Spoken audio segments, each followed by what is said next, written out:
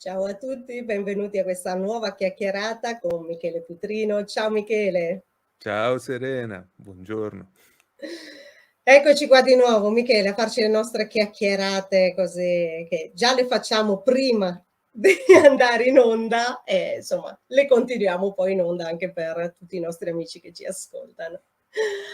Allora, oggi Michele, argomento punti di vista, io l'ho intitolato così, ma con un inganno inconsapevole. E adesso andiamo a capire ovviamente perché questo inganno inconsapevole, perché il punto di vista è di certo una cosa che insomma fa onore alle persone quando hanno il proprio punto di vista, giusto, sbagliato, condiviso o non condiviso, non importa, però la cosa importante è che ognuno abbia il proprio punto di vista e come proprio punto di vista non significa prendere l'idea di qualcun altro, la modalità di percepire le cose di qualcun altro e farla propria, perché spesso e volentieri accade così. Magari prendo lo stesso punto di vista, gli cambio il vestito e poi dico che è il mio punto di vista. In realtà la sostanza è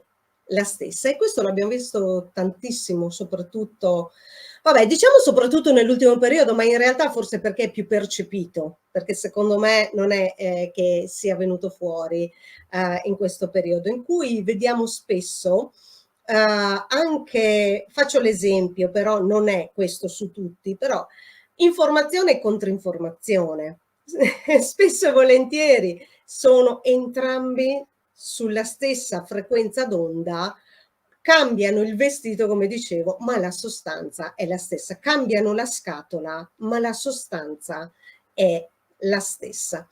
E allora io quello che voglio chiedere a te per partire, insomma, con questa chiacchierata è, secondo te perché? E ovviamente se condividi questo mio punto di vista. Beh, condivido ovviamente sì.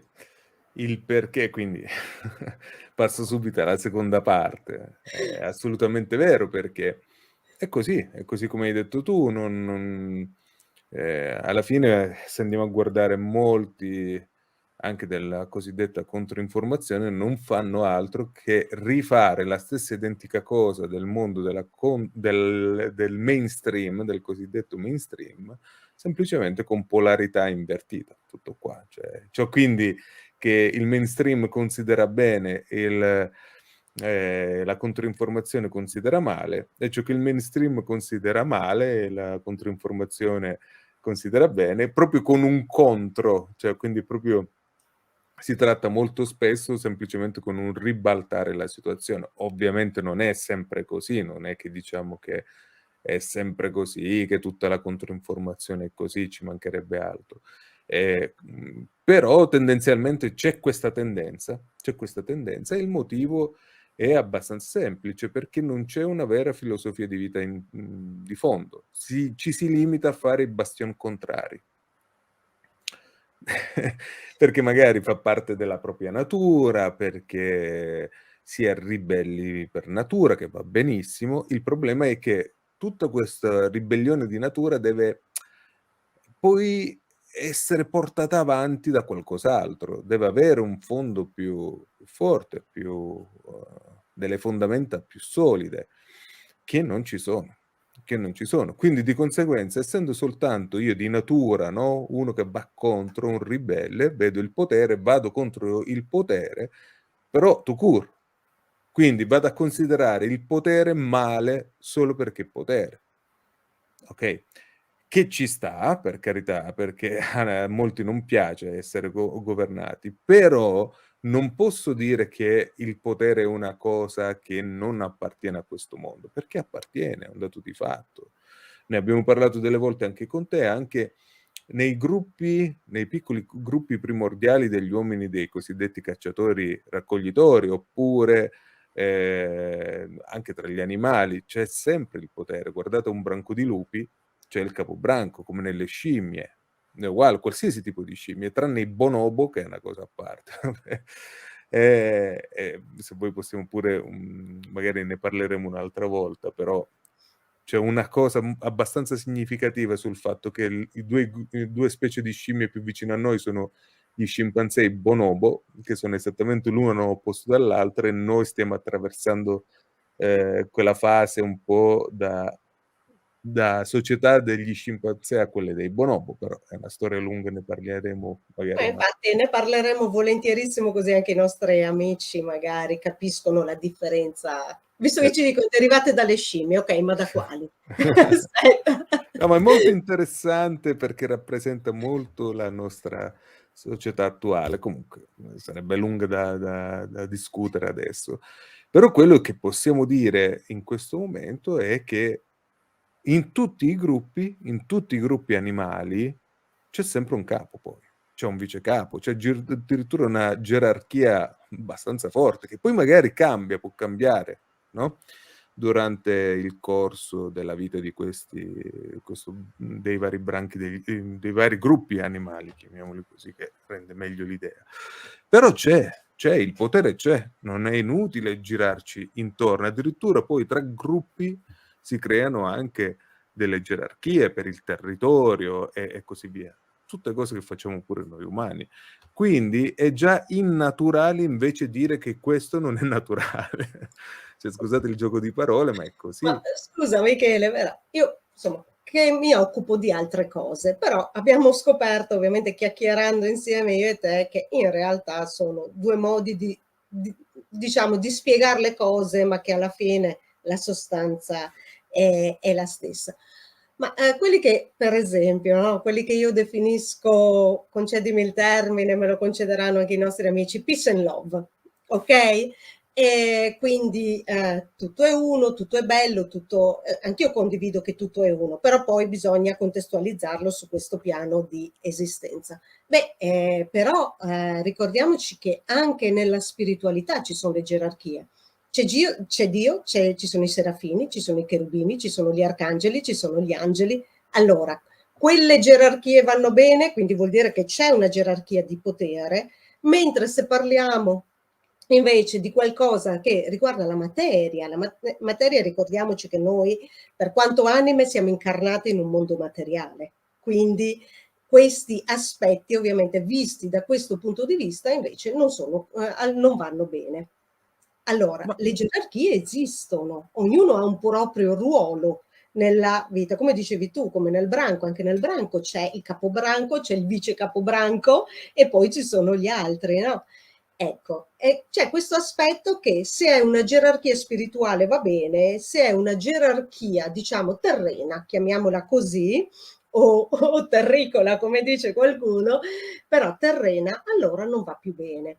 In realtà le gerarchie esistono dappertutto ed è secondo me anche corretto che ci siano, perché comunque è un passaggio continuo, è un ciclo. Non so come la vedi tu da questo punto di vista, Michele. sì, no, ma cioè, nel senso, è voler negare la realtà. Se vogliamo essere ancora più semplici, è come pretendere di spiegare il fatto che l'acqua è bagnata. Non lo puoi spiegare, è un dato di fatto. Come la gerarchia non la puoi spiegare, è un dato di fatto, c'è, punto. Poi possiamo cercare di trovare una spiegazione, ma cioè andremo a infilare nella stessa logica del cercare di spiegare perché l'acqua è bagnata o perché il fuoco brucia, nel senso no, perché emana colore, o perché il giallo è giallo, perché tu vedi il giallo e lo chiami giallo. Ci sono delle cose che le accetti fine a se stesse, punto, che vanno oltre te, ed è normale. La gerarchia possiamo trovare spiegazioni di sopravvivenza, spiegazioni come fanno gli antropologi, come fanno gli studiosi degli animali e così via, ma è un dato di fatto. Quindi anch'io ho studiato tante volte il perché delle dinamiche della gerarchia. Alla fine arrivi alla conclusione che è così, punto. Cioè, che puoi trovare diversi punti di vista in cui spiegare questa cosa, ma è così. Come ad esempio tu citavi le persone cosiddette peace and love, no? Che ricercano solo l'amore, la fine della guerra, la fine della sofferenza. È impossibile semplicemente perché in questo cosiddetto tutt'uno, come hai detto tu prima, fa parte la morte, la distruzione, la sofferenza. È un dato di fatto. è l'altra metà del gioco, e senza quell'altra metà del gioco tu non potresti vivere, semplicemente.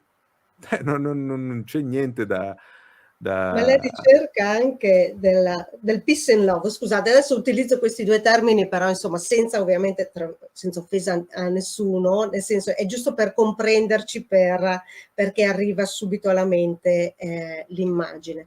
Ma una ricerca anche continua di solo pace, solo amore, amore inteso in senso umano però, perché l'amore incondizionato, che è questo amore che è sovrannaturale, in realtà insomma è un'altra cosa. Però l'amore umano, la pace dal punto di vista umana, in realtà spesso e volentieri, non voglio dire sempre, però spesso e volentieri è un modo per scappare dalle proprie responsabilità.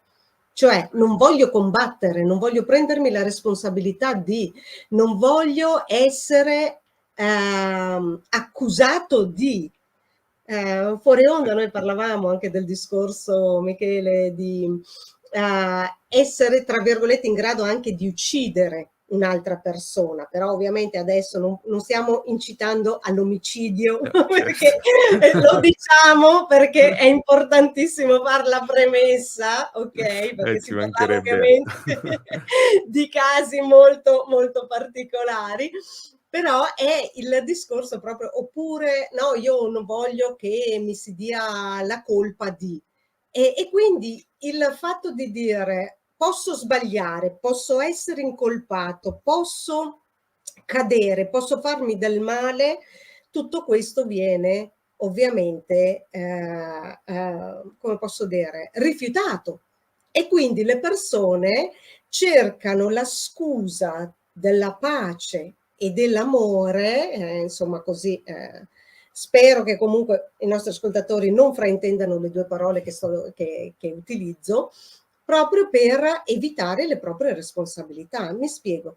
Visto e considerato che oggi si parla tanto di una guerra, pur essendocene tante comunque nel mondo, in questo momento si parla solo di una guerra, però se io devo andare in guerra, è inutile che penso che l'altra persona è comunque un essere umano, certo, però ricordiamoci che in quel caso mors tua vita mea.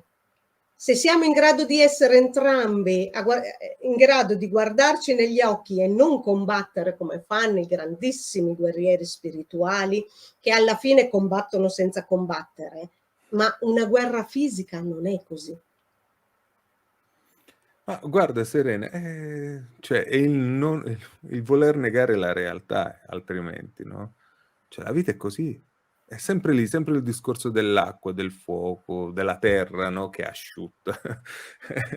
Ci sono delle cose che sono così, cioè, ripeto, perché il rosso è rosso? È rosso, cioè nel senso ci sono alcune cose che noi esseri umani, per via della nostra curiosità innata, cerchiamo di andare a trovare delle spiegazioni da una parte, dall'altra la paura di voler accettare le cose per come sono, come dicevi tu prima, e ci portano a scappare via, a non vedere le cose per come sono.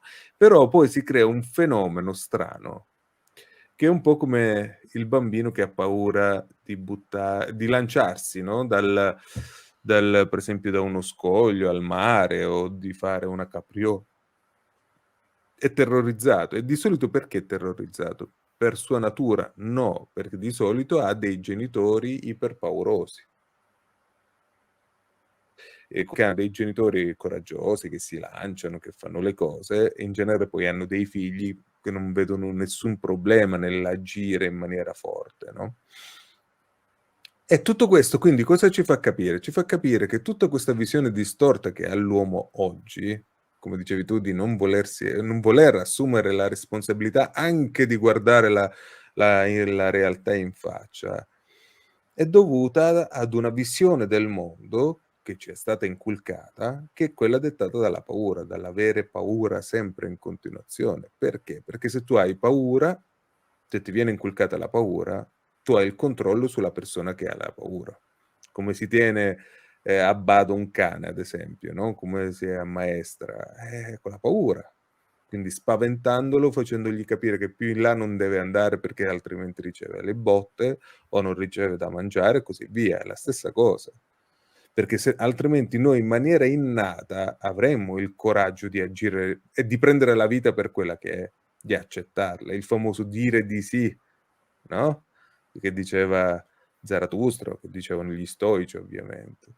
E accettare la vita per quella che è, che non significa agire da pazzi e fare delle follie, come dicevamo prima, ma capire di volta in volta la situazione in cui uno si trova e non farsi carico di strane ideologie, no? Che poi ti bloccano solo perché te l'ha detto qualcuno. Solo perché qualcuno ti ha detto che non devi lanciarti da uno scoglio anche se c'è 50 centimetri di altezza, e ci sono in tanti che hanno paura anche di fare questa cosa qui di 50 centimetri, perché qualcuno ti ha terrorizzato su questa cosa, no? Dicevamo l'altra volta pure col motorino, le moto, no? La gente è terrorizzata per lo stesso discorso. E quindi cosa succede? Che la gente oggi vede certe cose come paura assoluta e quindi vogliono negare ad esempio la guerra in generale. Certo che la guerra è brutta, è terribile, ma non la potremo mai negarla, perché negare poi il conflitto in generale a 360 gradi significa negare la vita, perché la vita è conflitto. È conflitto. Chi lo nega impazzisce, infatti, di solito, vive malissimo. Infatti ci sono poi quei tipi che affrontano la vita a testa alta, no? Non hanno paura di nulla, anzi fanno impresa, gli fallisce un'azienda e ne ricostruiscono un'altra, per fare un esempio dei tempi nostri, no? Non gliene frega niente, se hanno problemi in uno stato se ne vanno in un altro, hanno quello che si diceva una volta, il fattore P, cioè hanno le palle, no? Quelli lì perché in genere sono in quel modo, no? Mentre ci sono altri che hanno paura addirittura di vedere arrivare la bolletta della luce, per dire, no? Cioè, capite di cosa stiamo parlando? Io lo so che adesso qualcuno dirà, ma adesso le bollette della luce sono alte, ma cerchiamo di capirci, è ovvio che devono essere Ma quello, abbassate, però scusa Michele, ma quello di dire: "Ah, ma adesso le bollette", è un altro modo per evitare di ascoltare ciò che stiamo dicendo, quindi certo. e di deviare il discorso Esatto, ma da un'altra l'esempio è un parte. altro, intendo dire un'altra cosa, ma sappiamo che tanto succede, succederà, lo so già che tanto, perché l'attenzione viene poi subito focalizzata, no? Sul proprio interesse, sul proprio problema. Esatto. Noi comunque continuiamo lo stesso il nostro discorso. Esa Quindi qual è la differenza? La differenza è che i primi normalmente sono abituati ad accettare la vita come guerra, come battaglia continua. L'accettano. Parlate con un grande imprenditore, vi dirà così: la vita è guerra.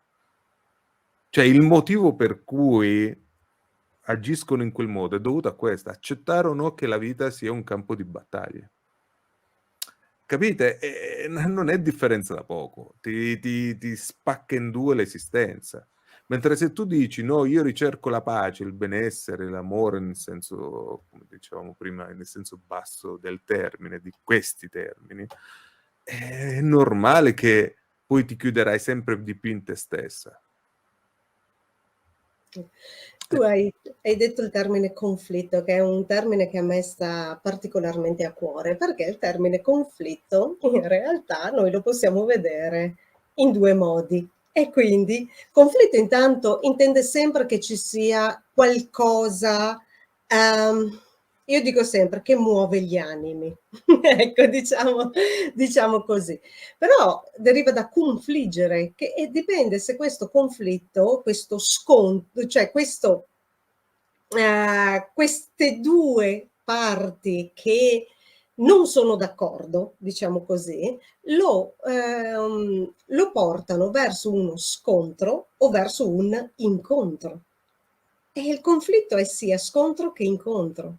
E ovviamente ci sono 2 cose, 2 idee diverse. Nell'incontro c'è una comprensione, nello scontro c'è: io sono migliore di te, io ho ragione, tu no. E Ma quindi il conflitto però fa parte dell'essere umano, dipende da come lo vogliamo vivere. Quindi questa Ma, battaglia, questa guerra, come dicevi tu prima, la guerra la ma possiamo vedere come un voler dominare l'altro o comprendere quali sono i miei punti di forza e di debolezza, come avviene nelle arti marziali, per esempio. Ma vedi, ehm, vediamo come dirla, io la vedo in un modo ancora diverso, ancora più diciamo antico. E meno male che abbiamo 2 punti di vista diversi. No, nel senso più arcaico, più antico, ma in realtà agli occhi di chi ci alle orecchie di chi ci sente oggi, che va troppo in là, no, in realtà il conflitto, ti identifica. Se tu non hai una battaglia da combattere, non hai qualcosa o qualcuno contro cui scontrarti, tu non saprai mai chi sei tu. Tu non riuscirai mai a capire, non potrai mai dire io. Come fai a dire io se non sei in attrito con qualcosa o con qualcuno? È impossibile. È come camminare. Come fai a camminare su una lastra di ghiaccio che è totalmente liscia, piatta, non c'è conflitto sulla lastra, non c'è attrito, no?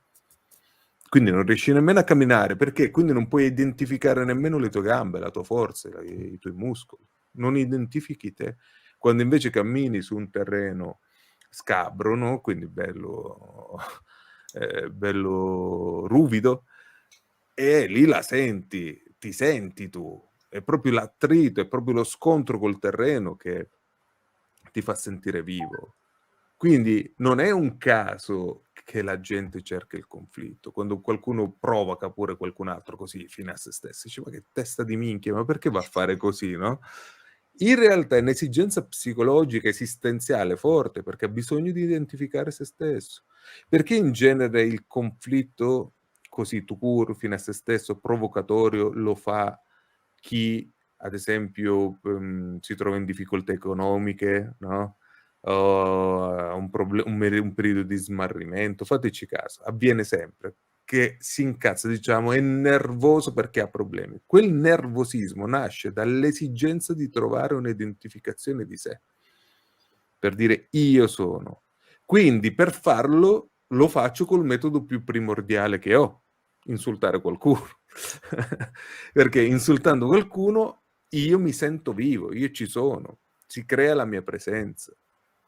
Il Esatto, mega imprenditore che dicevamo prima, che le cose gli vanno bene e lui il conflitto lo identifica con, per esempio, la sua azienda che cresce, per fare un esempio, anzi non vuole rotte le scatole a livello piccolo, non va a rompere le scatole a qualcuno, infatti di solito è gentile con gli altri, perché il suo scontro che lo identifica è già in qualcos'altro, in qualche altro punto, ad esempio. Poi ci sono quelli che invece lo fanno comunque, perché gli piace talmente tanto di sentirsi io, no? Sentire questo io, questa cosa viva, che magari cercano lo scontro in qualsiasi angolo, no?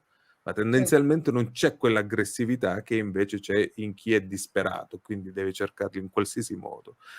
Quindi è quello che potremmo definire il sale della vita, il conflitto. È quello che diceva Eraclito. Eraclito diceva: la guerra è il padre di tutte le cose. La guerra nel senso proprio il conflitto in senso generale. Ed è vero, senza attrito, senza conflitto non ti puoi identificare, non ti senti vivo.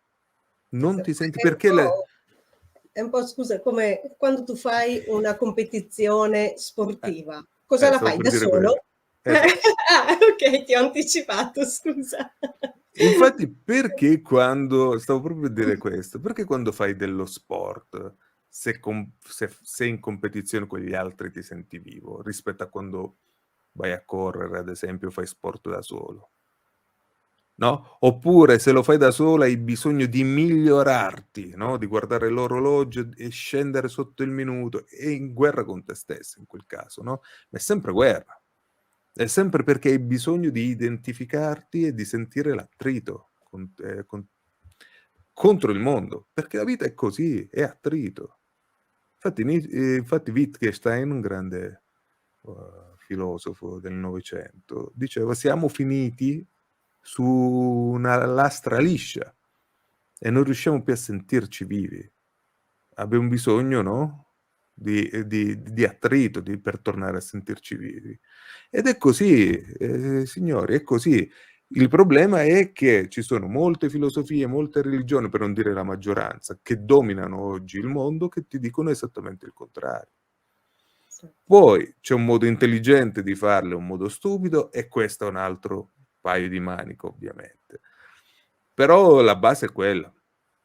Perché la gente si mette a tifare come dei forsennati, la Juventus, il Milan, l'Inter? Se voi ci pensate, da un punto di vista logico, è completamente insensato, per non dire stupido, no?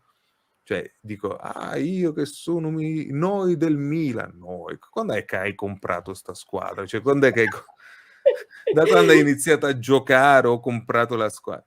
Cioè, sei semplicemente uno che ha deciso, no, di identificarsi con quella squadra.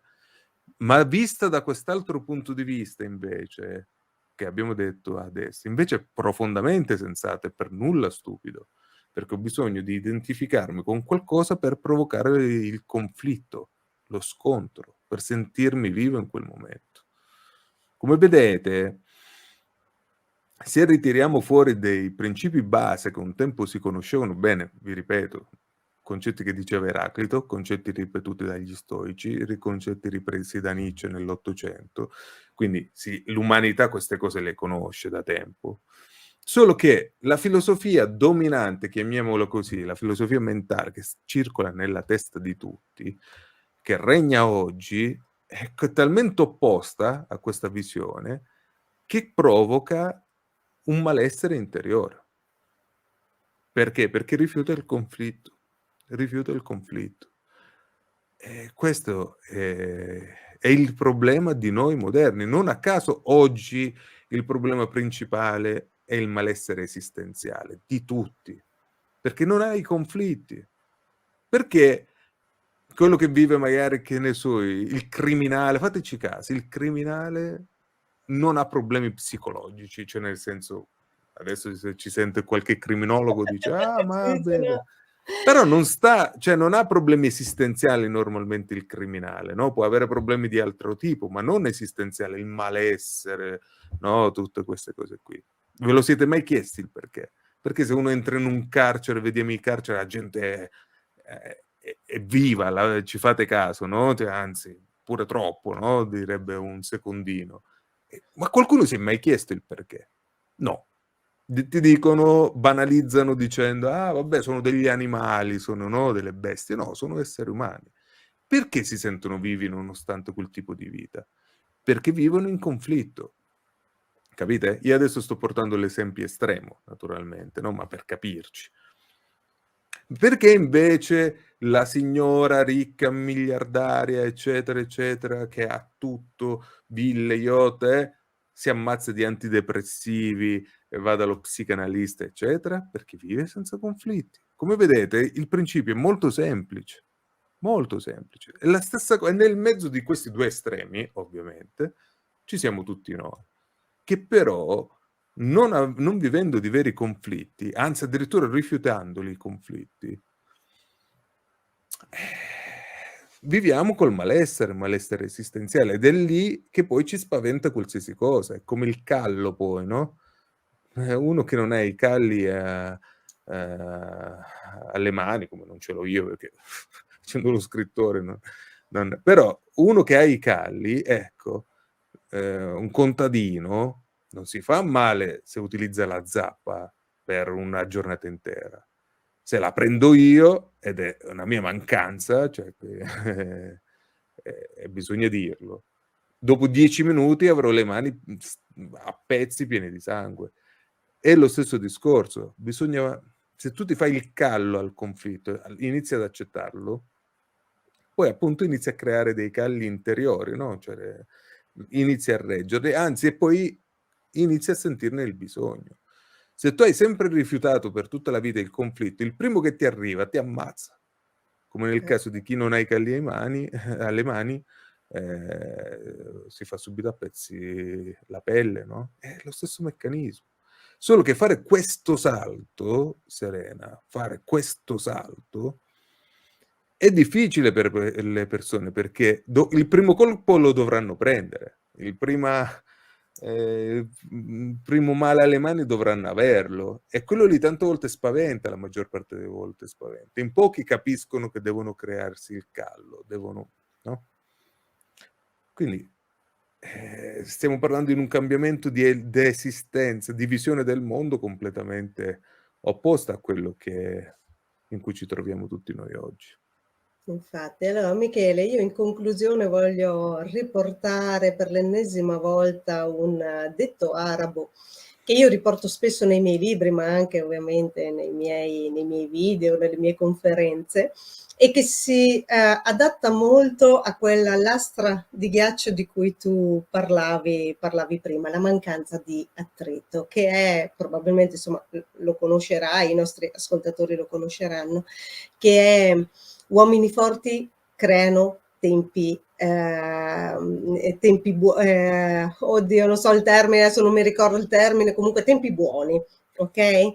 Tempi buoni creano uomini deboli creano tempi avversi creano uomini Uomini forti. forti. Quindi noi siamo nella fase in cui non andava tutto bene, ma abbiamo creato i tempi avversi. Ecco, oggi siamo in questa fase, quindi sappiate che è tutto ciclico, sta a noi decidere quanto lungo lo vogliamo tenere questo, questo periodo. Però per uscirne non dobbiamo aspettare che siano gli altri, ma ci dobbiamo preparare noi, come tutte le cose. Certo. Io, con questo Michele, io ti ringrazio di nuovo per questa bellissima chiacchierata come sempre, ovviamente ringrazio tutti voi che ci avete ascoltato e alla prossima chiacchierata con Michele. Ciao Ciao a a tutti. tutti.